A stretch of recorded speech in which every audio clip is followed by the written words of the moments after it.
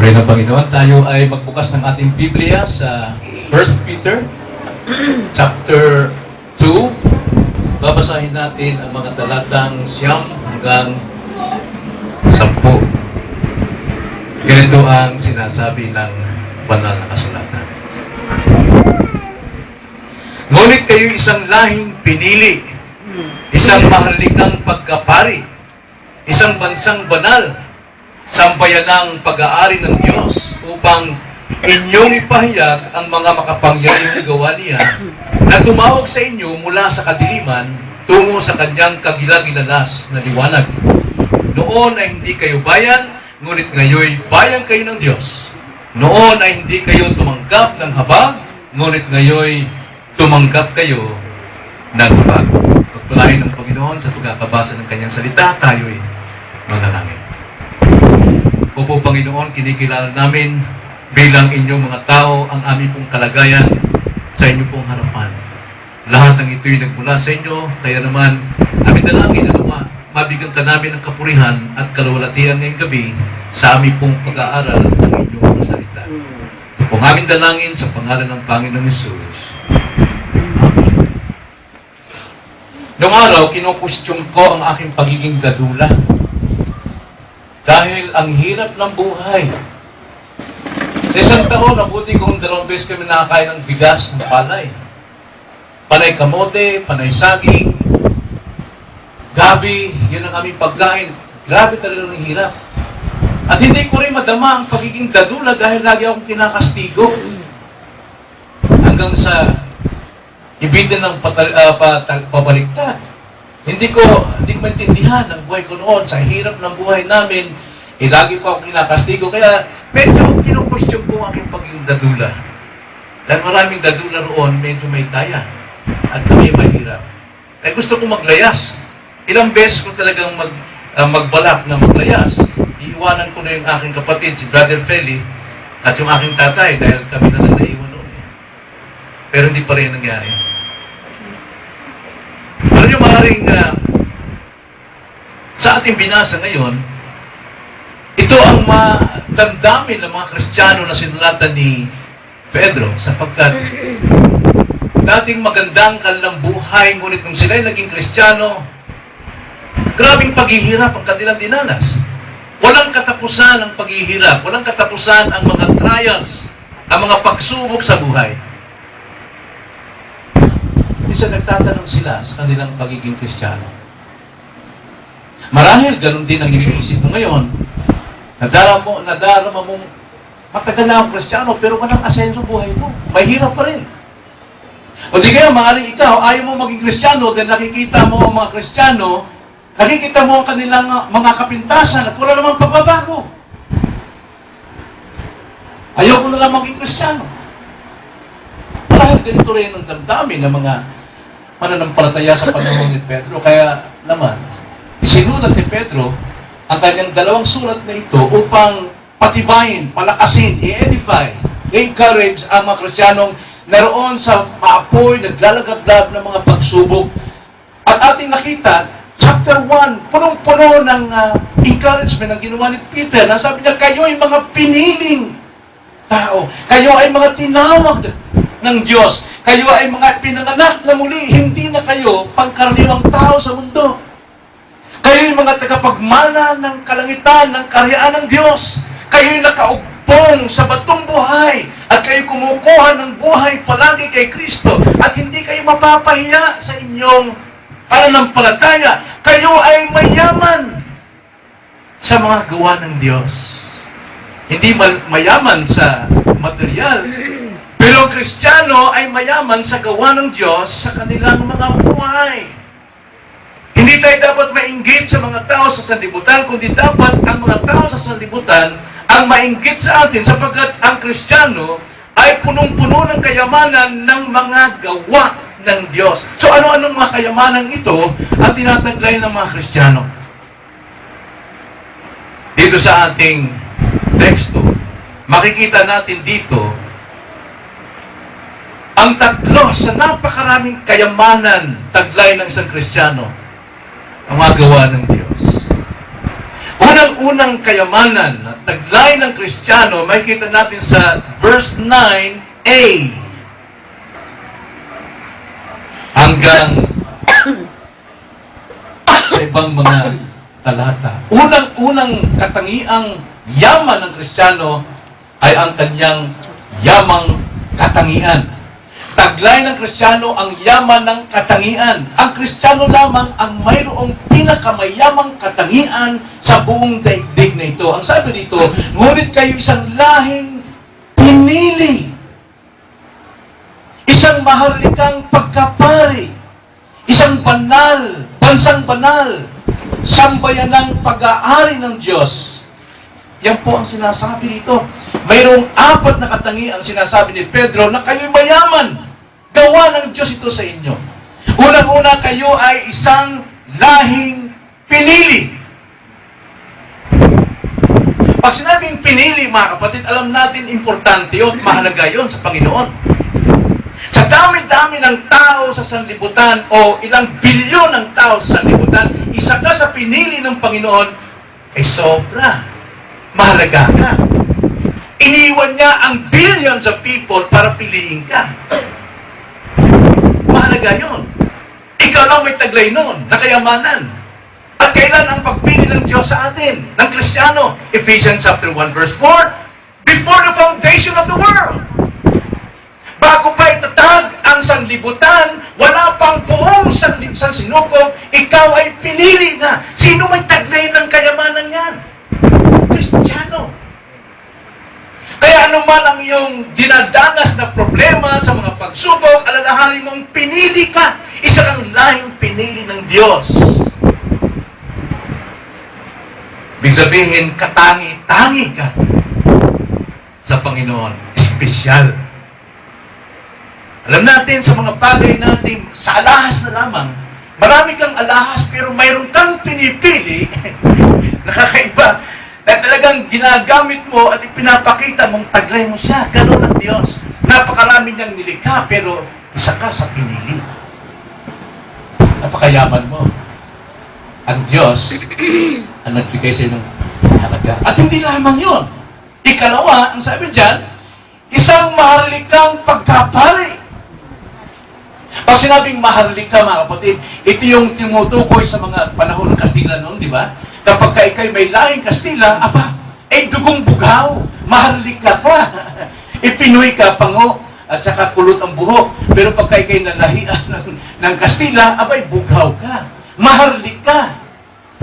Ibig sabihin, nangingibabaw ka. At ang sabi, nangingibabaw kang pari. Bakit ganyo?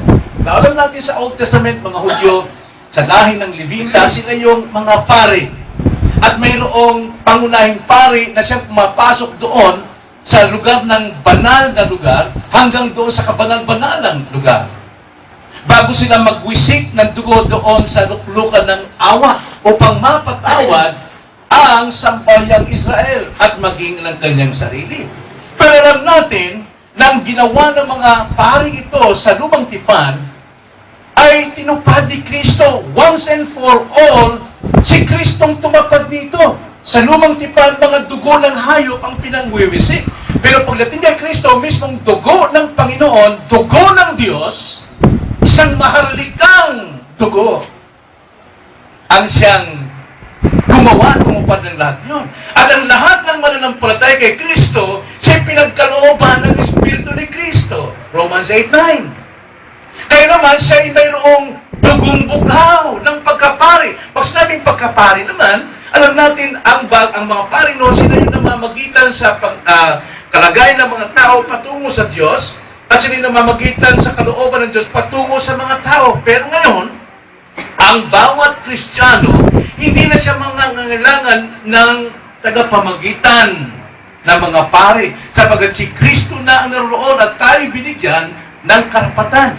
At ang makakapasok lamang noon sa dakong kabanal-banalan o holy place ay ang saserdoteng pangulo. Pero ngayon, malaya na ang Kristiyanong pumasok sa Holy of Holies sapagkat taglay niya ang dugo ni Kristo. Noong araw, dugo ng mga hayop ang daladala ng mga paring ito. Pero sa mga Kristiyano, dugo ng Panginoong Jesu Kristo. Kaya hindi natin kailangan ng pari ngayon sino mang tao. Sapagkat mismong Kristiyano, siya yung nakakalapit sa Holy of Holies upang mamagitan para sa kanyang sarili at mamagitan para sa iba. Yun yung isang maharlikang pagkapari. Kristiyano yan. Sino may gawa niyan? Napakayaman mo kung ikaw ay isang Kristiyano. At hindi lang yan. Ang sabi dyan, isang bansang banal. Isang bansang banal. At tinutukoy rito yung iglesia, yung lupon ng mga mananampalataya, lupon ng mga tinubos ni Kristo. Ito ay banal. Na alam natin, ibig sabihin ng banal. Kinuha mula doon sa napakarami at siya'y naging banal pag-aari ng Diyos para sa kanyang kapurihan. Yun yung banal. At ang iglesia ay banal. Isang bansang banal. Itinangi sa lahat ng mga bansa. Sa lumatipan, ang Israel ang itinangi. Pero failure ang Israel. Hindi nila naibigay ang kapurihan ng Diyos. Sila'y sumasamba rin sa mga Diyos-Diyosan. Pero ngayon, ang mga mananampalataya kay Kristo, si Kristo na ang kanyang Pangulo, at ang iglesia ang katawan ni Kristo. Ito yung mga hiniwalay ng Diyos mula sa kasalanan tungo sa isang bagong buhay. Isang bansang banal. At hindi lamang yun. Mayroon pa, hindi lamang bansang banal, kundi sambayan ng pag-aari ng Diyos. Na alam natin pag sinabing sambayanan, pamilya, tahanan. Ang mga Kristiyano o ang iglesia ay tahanan ng Diyos, pamilya ng Diyos. Noong araw, ang mga tao ay kapanalig ni Satanas. Nalaman natin ito sa panahon ni Eva. Siya ay kapanalig, kakampi ni Satanas, pero ang Diyos ay nag-intervene sa kanilang buhay. Yun ang salitang nag-regenerate ang Panginoon. Na-regenerate yan si Eva. Kaya si Eva, hindi na naging kakampi ni Satanas, nagkaroon na sila ng pag-aalitan sa pagitan. Kaya sabi sa Genesis 3:15, I will put enmity between you and the devil.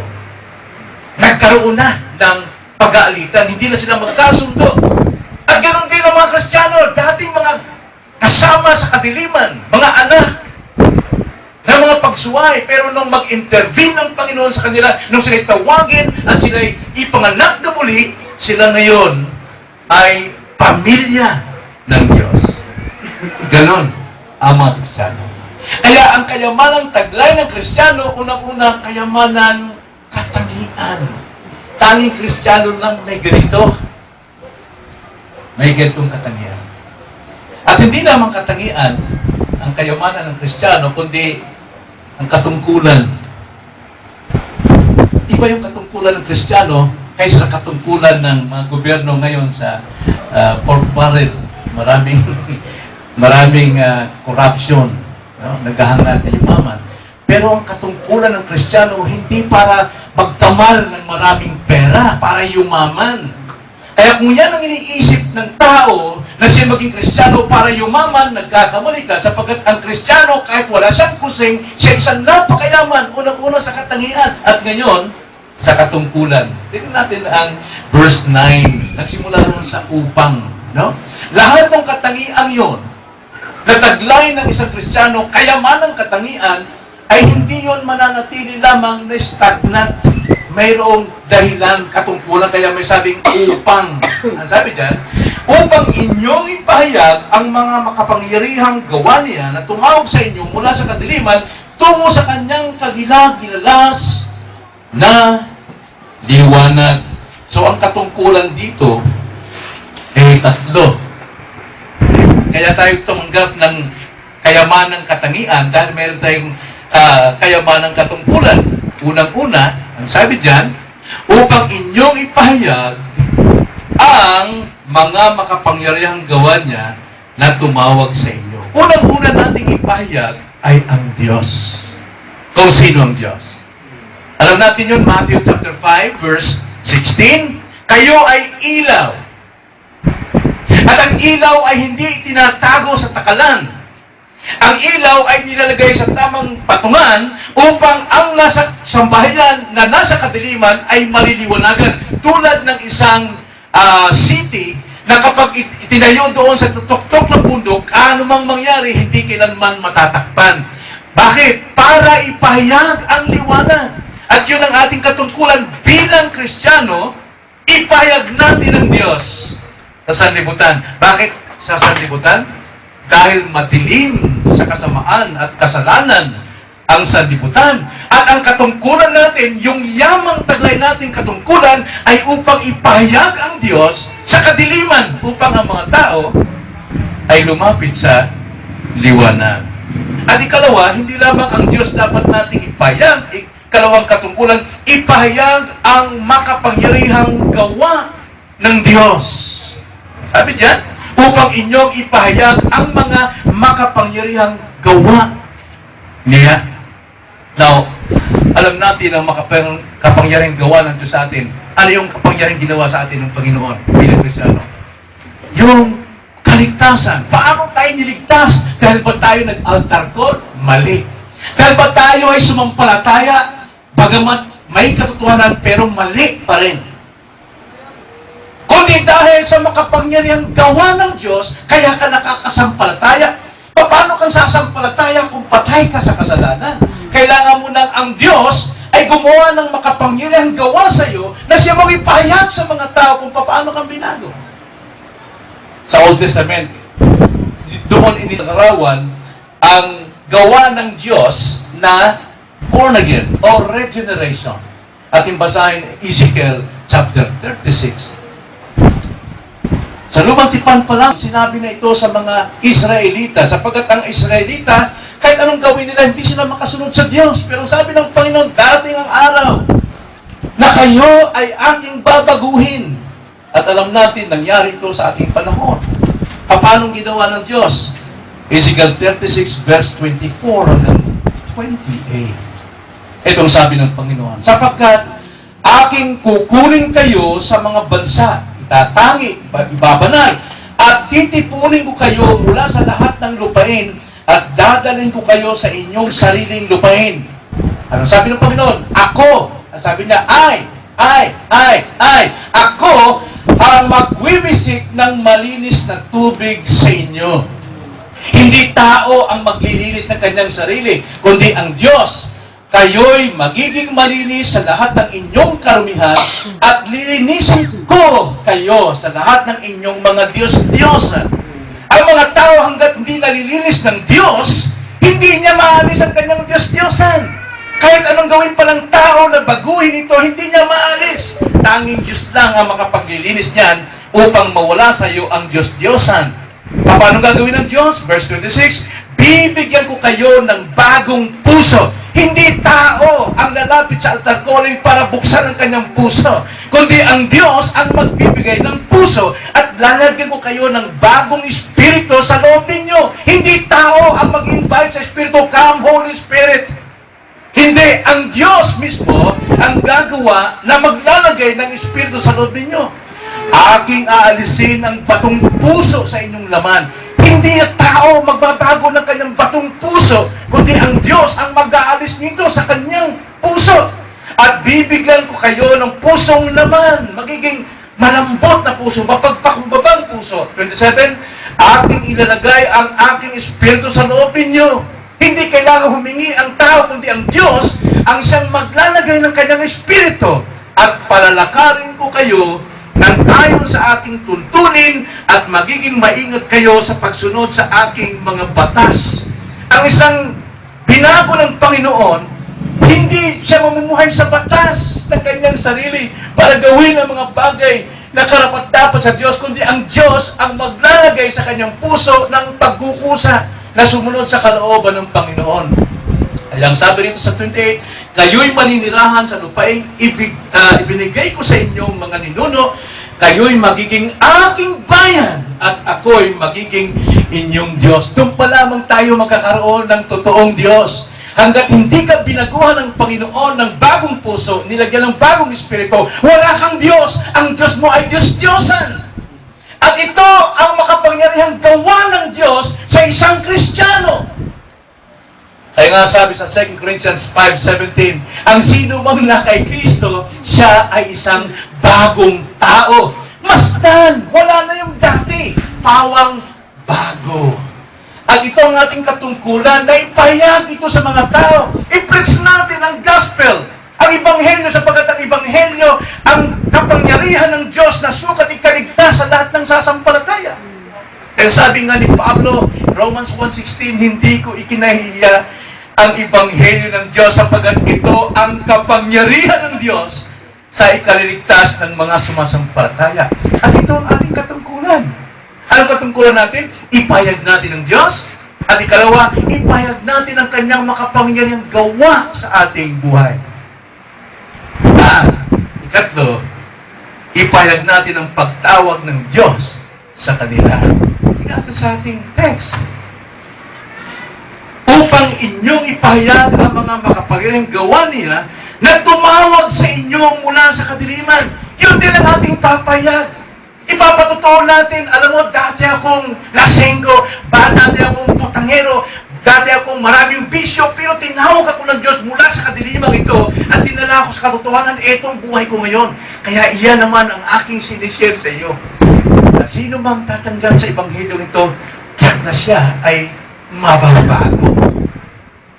Mababago. Kaya ito ang ating katungkulan.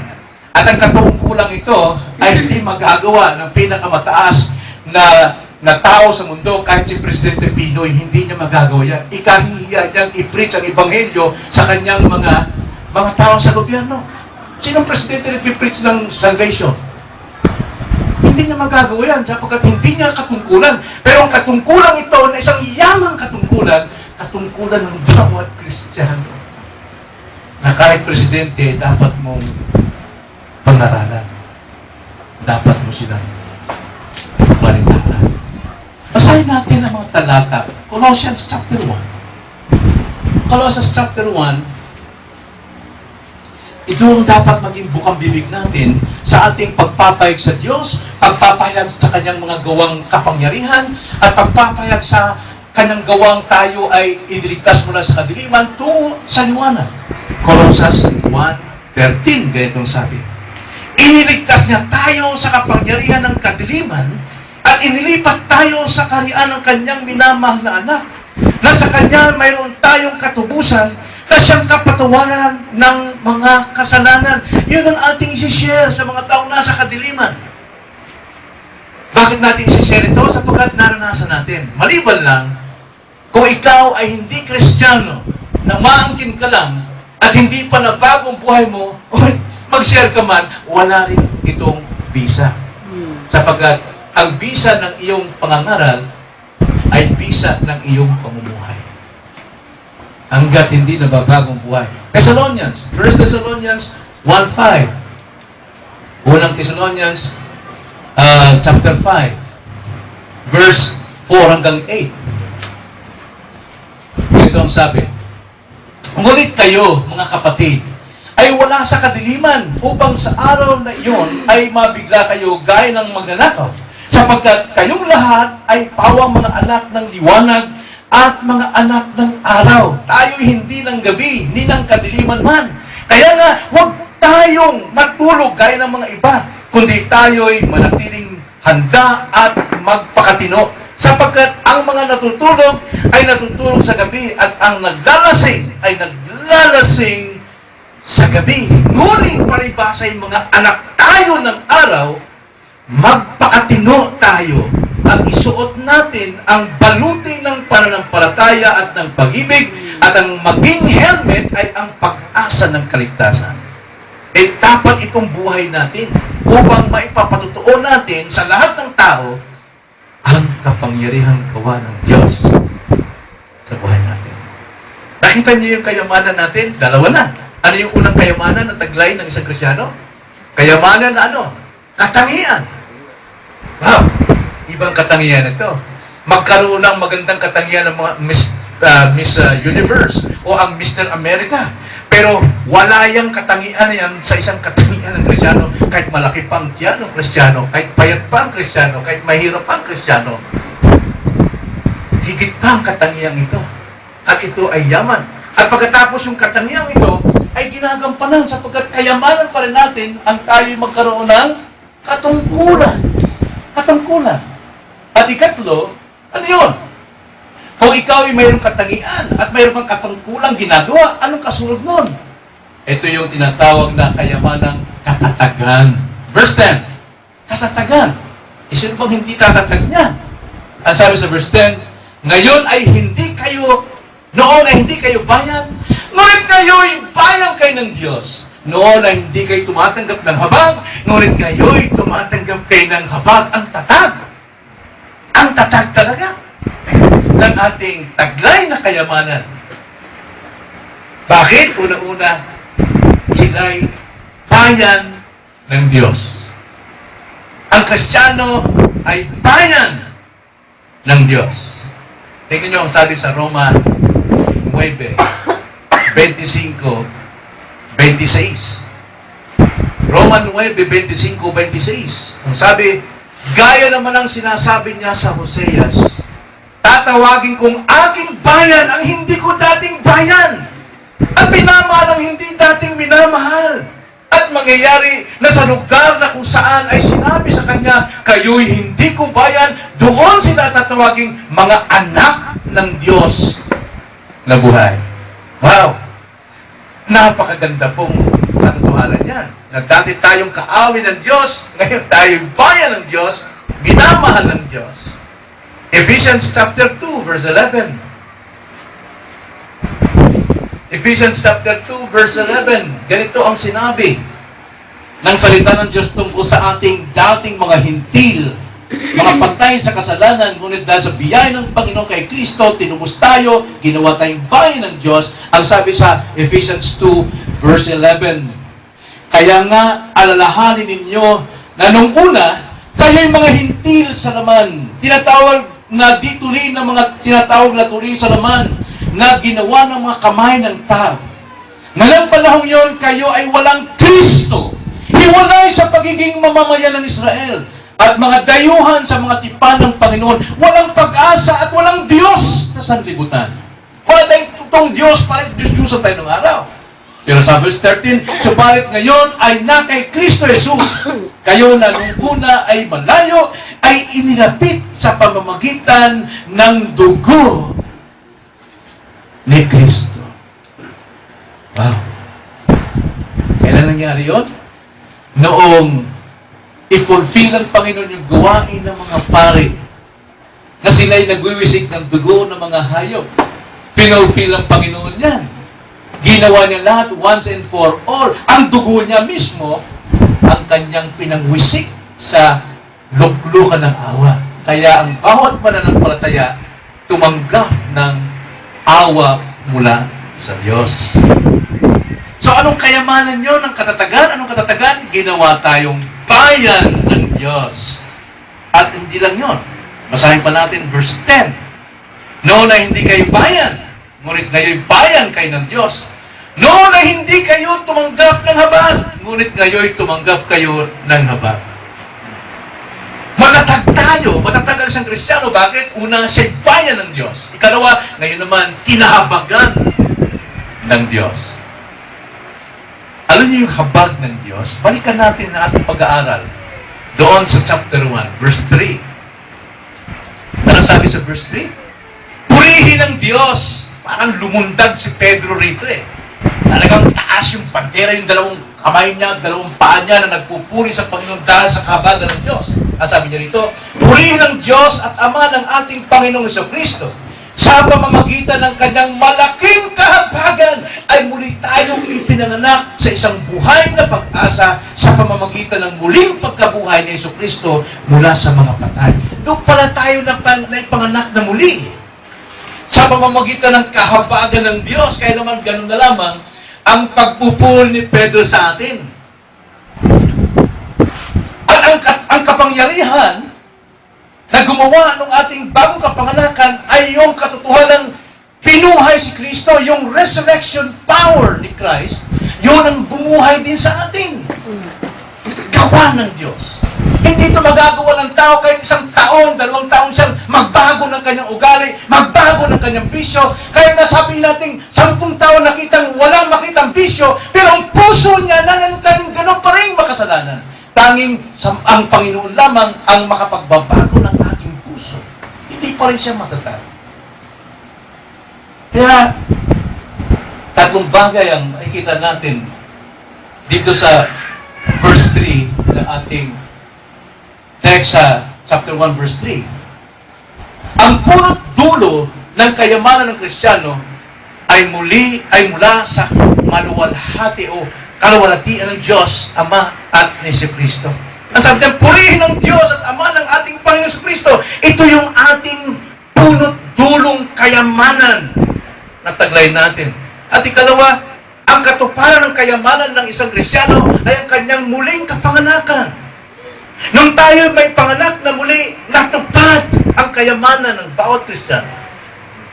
At ikatlo, ang kasiguruhan ng kayamanan ay sa pamagitan ng muling pagkabuhay ni Kristo.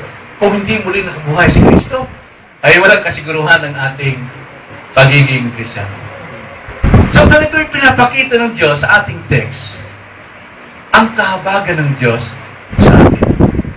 Ito ang ating kayamanan. Yung kahabagan ng Diyos. Sapagkat sa kahabagan ng Diyos, nataglay natin ang kayamanang katangian, kayamanang katungkulan, at kayamanang katatagan. Ito ang ating kayamanan. Ang kayamanan ito ang nagbigay sa atin ng katangian, katungkulan, at katatagan. Kristiyano lang mayroon yan. Kaya hanggat hindi ka naging Kristiyano, wala ka niyan. At kung wala ka niyan, wala kang magagawa sa buhay mo. Ang kininuman ang lahat ng kayamanan sa mundo. Wala ka. Wala. So, anong leksyon? Ang una, kaligtasan ng isang Kristiyano ay sa simula hanggang sa katapusan, pawang gawa lamang ng Diyos. Walang bahagi ang tao sa kanyang kaligtasan. Ang ating pananampalataya, hindi yan ang tagapagligtas. Ang ating pagsisisi, hindi yan ang ating tagapagligtas. Ang ating mabubuting gawa, hindi yan ang ating tagapagligtas. Ang ating pagiging member ng iglesia, hindi yan ang ating tagapagligtas. Sino ang tagapagligtas? Si Kristo lamang! Ang Panginoong Diyos lamang ang tagapagligtas. At matatanggap lamang natin ang kaligtasan kung ating sasampalatayanan si Kristo at sapat ang kanyang ginawa sa krus. Yun ang ating kaligtasan. Ganito tayo kayaman. Ang Kristiyano ay tulad ng ginto. Ginto, ha? Na minimina sa ilalim ng lupa. Bago makuha ang ginto, maghukay ka muna na napakalalim. Panahon ang iginugugol. Gastos ang iginugugol. Sipag ang ginugugol. Buhay ang iginugugol upang makuha ang isang ginto. Maliit na ginto. At pagkatapos yung gintong yung dadalisain pa sa apoy upang kuminang at lumabas ang kanyang pagkadalisay. Kayamanan yun. Ang isang Kristiyano ay isang taong nakatago sa kaliliman ng kasalanan kadiliman. Kailangan mo nang ang Diyos ay magkatawang tao. Si Kristo na nagkatawang tao, mamuhay muna bilang alipin. Siya nagpasakit, siya pinako sa krus, siya pinatay. At kailangan siyang malibing upang muling mabuhay. Nang sa ganon, ang isang Kristiyano na isang makasalanan, sino mang sumampalataya kay Kristo ay mabubuhay tulad ng ginto. Pinag-uukulan ng panahon, gastos ng kapangyarihan ng Diyos, at buhay mismo ni Kristo. Kaya ang Kristiyano, mahalaga sa paningin ng Diyos. Napakahalaga. Maring mahalagang tingin mo ng iyong kapwa. Maring mataas ang tingin mo ng mga tao sa iyong kapaligiran. Maring mataas ang tingin ng tao o yung mamahal sa iyong tao, pero hanggang dun lang. Kailangan hangarin mo ng Diyos mismong tumanaw sa iyo na ikaw ay mahalaga sa Kanya. At ito ay sa pamagitan ng pagsuko ng ating buhay kay Kristo na siyang tapat nating tagapagligtas. Tayo manalangin. O Panginoon, tunay nga na napakayaman po ng isang Kristiyano at hindi ito nakikita ng maraming Kristiyano sapagkat ang tingin nila ay ang kayamanang panlupa lamang, pansamantala lamang na hindi madadala maging sa libingan.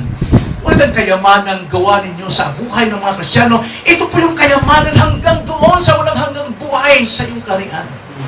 Oh Lord, tulungan niyo kami na huwag kaming mainggit, huwag kaming magnasa, o huwag naming maging buhay at dugo ang kayamanan dito sa lupa na maaari kaming ibaon ang kayamanan ito, kundi maging dugo namin, maging pawis namin, Panginoon, ang sampalatayanan ng ginawa ni Kristo upang taglay namin ang totoong kayamanan na tumatagal hanggang katapusan, hanggang sa magpakawalan. Maraming salamat po. Ito ang aming dalangin sa pangalan ng Panginoon.